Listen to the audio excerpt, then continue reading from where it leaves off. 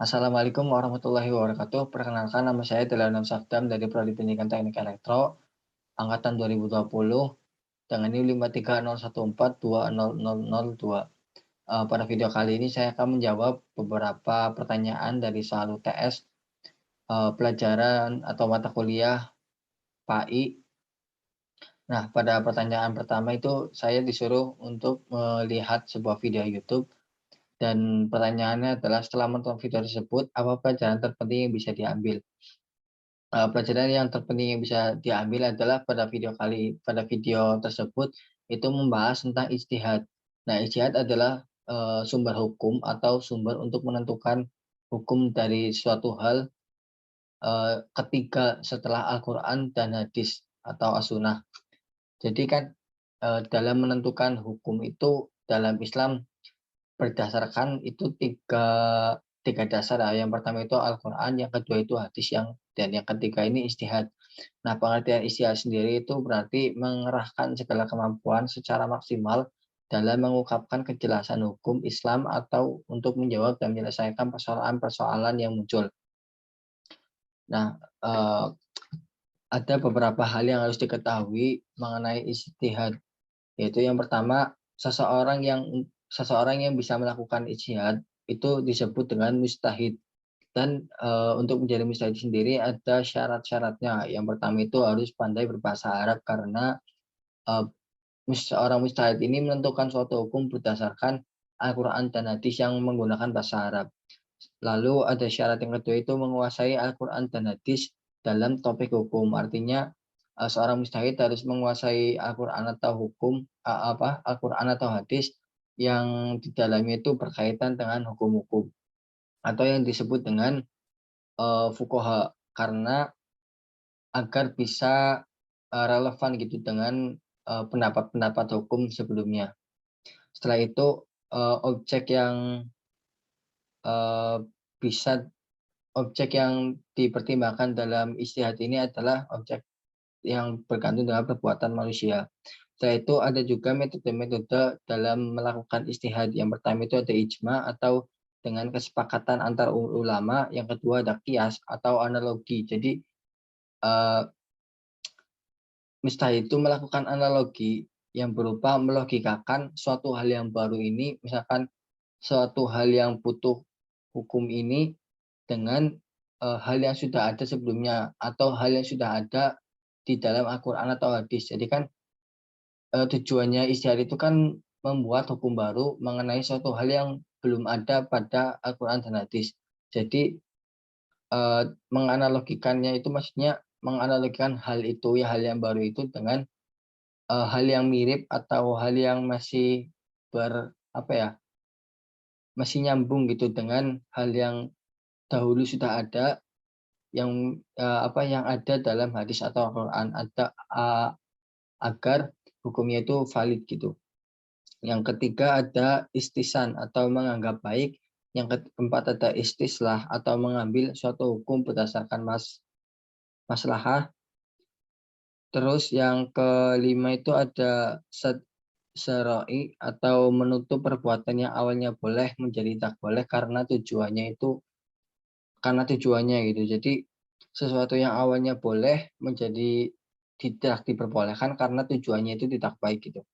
Terus yang ketiga ada urf atau kebiasaan di yang tidak bertentangan dengan hukum syariat secara umum. Yang terakhir ada qaul sahabi. Lalu dari ijtihad ini akan menghasilkan suatu hukum Islam yang berbeda. Nah, hal itu karena yang pertama nasnya itu berbeda, setelah itu ada penggunaan hadisnya itu berbeda. Jadi misalnya itu enggak semuanya menguasai hadis-hadis dari Rasulullah SAW. Jadi mereka mungkin bisa menggunakan hadis yang berbeda, walaupun tujuannya itu sama. Yang ketiga itu ada metode yang dipakai itu berbeda. Tadi kan ada metode-metode tuh, ada banyak. Nah, jadi bisa berbeda karena penggunaan metodenya itu berbeda. Setelah itu eh, pertanyaan yang kedua, coba buat hasil istihad di era milenial seperti sekarang ini. Nah, menurut saya ada beberapa contoh istihad di era milenial ini. Salah satunya itu adalah mengenai Bitcoin. Nah, Bitcoin ini sudah menjadi perbincangan hangat belakangan ini, ya bisa dibilang dalam era milenial ya. Jadi di dalam MUI atau Majelis Ulama Indonesia itu menjelaskan Bitcoin memiliki dua hukum terpusat, yakni mubah dan haram. Mubah dalam hal ini digunakan jika Bitcoin itu sebagai alat tukar bagi dua pihak yang saling menerima. Sementara hukum itu Bitcoin itu bisa menjadi haram jika diperlakukan Bitcoin digunakan sebagai investasi. Penjelasannya adalah hukum Bitcoin sebagai alat tukar adalah mubah atau boleh atau enggak dosa dan tidak mendapatkan pahala bagi mereka yang berkenan untuk menggunakan dan mengakuinya. Namun, hukum Bitcoin menjadi haram jika digunakan sebagai investasi karena nyatanya Bitcoin diperlakukan sebagai alat spekulasi, bukan untuk investasi atau dengan kata lain hanya menjadi alat permainan untuk rugi, bukan dijadikan suatu bisnis yang menghasilkan. Setelah itu yang ketiga, pertanyaannya adalah dalam pandangan Al-Quran, nafsu diciptakan oleh Allah dalam keadaan sempurna untuk berfungsi, menampung serta mendorong manusia berbuat kebaikan dan keburukan. Nah, itu terus menurut Anda apakah nafsu harus dibesarkan atau dikecilkan perannya atau sebaiknya bagaimana? Jelaskan. Nah, menurut saya peran nafsu itu bisa dikecilkan dan dibesarkan perannya tergantung pada apa jenis nafsu tersebut. Jadi kan nafsu itu ada beberapa jenis, terdapat 3 jenis yang sudah saya ketahui. Yang pertama itu ada an-nafsul mutmainah. Ini adalah diri, bagian dari dalam manusia yang tenang. Nah, ketenangannya itu karena mendapat ridha Allah Subhanahu wa taala sehingga apapun yang dilakukannya di dalam kehidupan ini adalah sejalan dengan prinsip-prinsip yang ada di dalam dinul Islam. Baik itu terkait dengan masalah akidah, demikian juga ibadah, muamalah dan akhlak. Ini semua mengacu pada tuntutan Al-Qur'an dan As-Sunnah sehingga ia memiliki kehidupan yang nyaman baik dalam kehidupan duniawi demikian juga ukhrawi. Ia berbuat secara benar, bertindak jujur, ia melakukan amanah, ia melakukan semua akhlakul karimah, kehidupannya tidak was-was, ia yakin betul tentang apa yang terjadi di muka bumi ini adalah atas kehendak dari Allah Subhanahu wa taala. Setelah itu yang kedua ada nafsu yang namanya itu an-nafs al-lawamah. Nah, al-lawamah ini dari arti bahasa yaitu selalu melakukan cercaan. Ini berarti diri seseorang yang selalu telah melakukan penyimpangan, tapi apabila diri ini melakukan penyimpangan, ia masih mampu menerima nasihat dari orang lain. Ia mampu menerima masukan-masukan yang bisa kembali menyehatkan nafsnya dari penyimpangan itu. Karenanya orang yang memiliki an-nafs al-lawamah ini ia menyadari apabila ia melakukan suatu penyimpangan. Ia menerima anislah dari pihak manapun sepanjang anislah itu merupakan ajakan di dalam dinul Islam ad-din an-nishah. Artinya itu jika orang memiliki an-nafs al-lawamah ini berarti orang itu mengakui telah melakukan suatu perbuatan yang bisa dikatakan itu bertentangan dengan ajaran Islam, tapi ia juga tidak buta atas tidak tuli atas pendapat atau saran dari orang lain demi merubah perbuatan yang buruk itu menjadi perbuatan yang baik. Setelah itu yang ketiga ada juga jenis nafsu an-nafs al-amrotun bisu. Artinya diri yang amarah bisu yang selalu mengajak kepada kejahatan, mengajak kepada penyimpangan, mengajak kepada keingkaran dan kemaksiatan. Diri yang seperti ini sebenarnya akan mendapat ganjaran yang negatif dalam kehidupan dirinya. Ia akan melakukan berbagai bentuk penyimpangan, baik penyimpangan kalbu dalam gerakan kalbunya, gerakan lisannya, demikian juga dalam gerakan anggota badannya. Nah, dari hal-hal tersebut dapat disimpulkan bahwa ada beberapa nafsu yang memiliki makna baik dan makna buruk. Dari hal itu bisa disimpulkan bahwa peran nafsu itu dapat dibesarkan maupun dikecilkan menurut jenis nafsunya. Jika seseorang lebih cenderung memiliki jenis nafsu yang hanya membuat dia melakukan hal buruk, maka peranan nafsu yang ada di dalam dirinya itu harus diperkecil agar tidak menimbulkan kegiatan atau kelakuan-kelakuan yang bertentangan dengan ajaran Islam.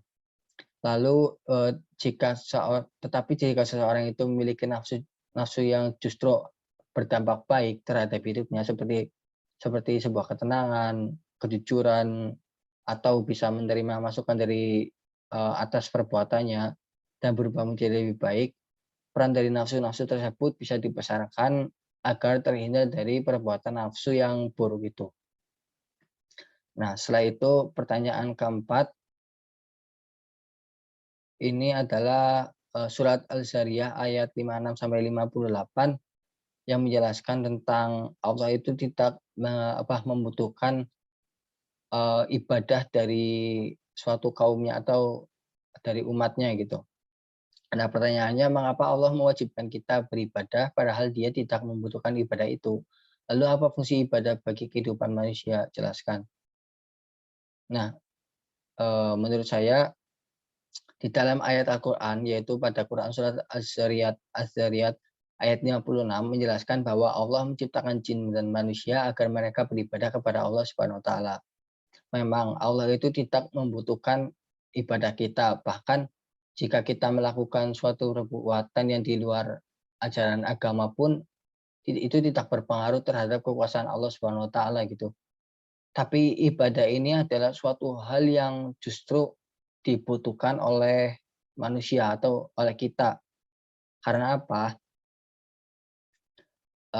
Karena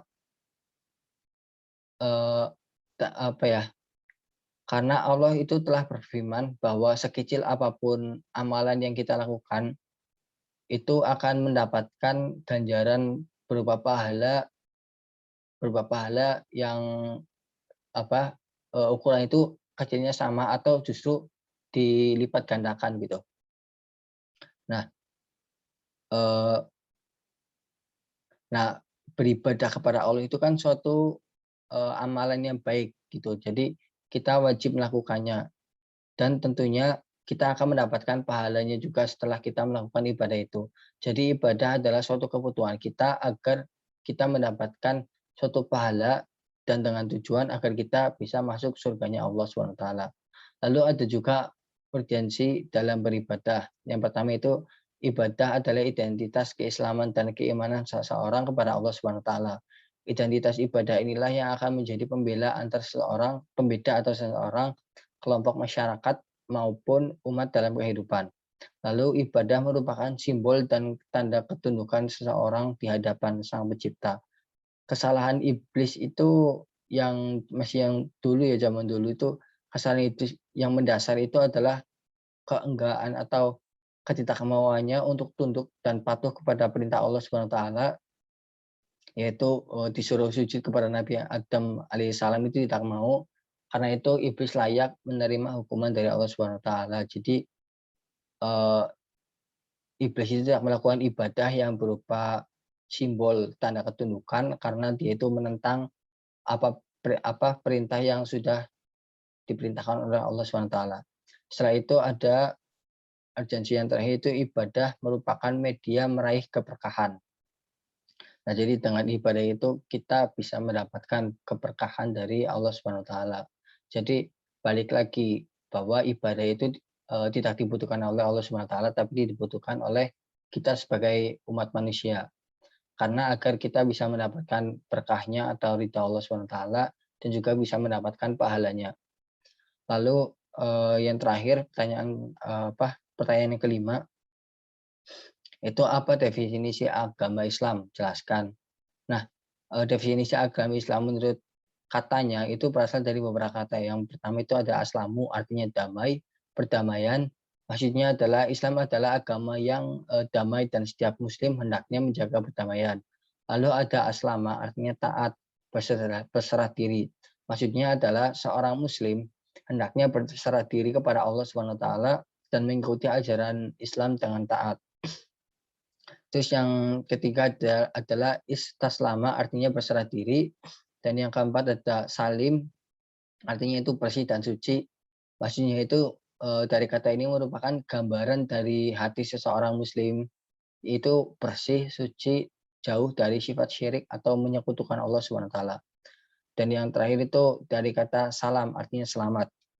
Oleh karena itu bisa didefinisikan bahwa agama Islam adalah agama yang damai atau datang dengan membawa kedamaian bagi para pengikutnya.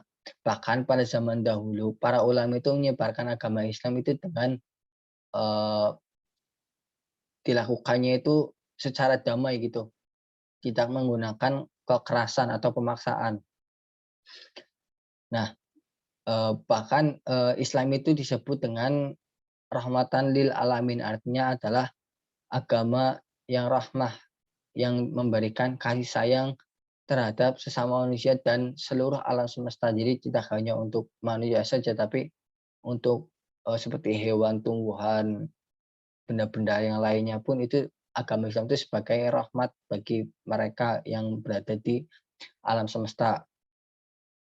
Selain itu, berdasarkan dari kata salam, Islam adalah agama yang penuh keselamatan.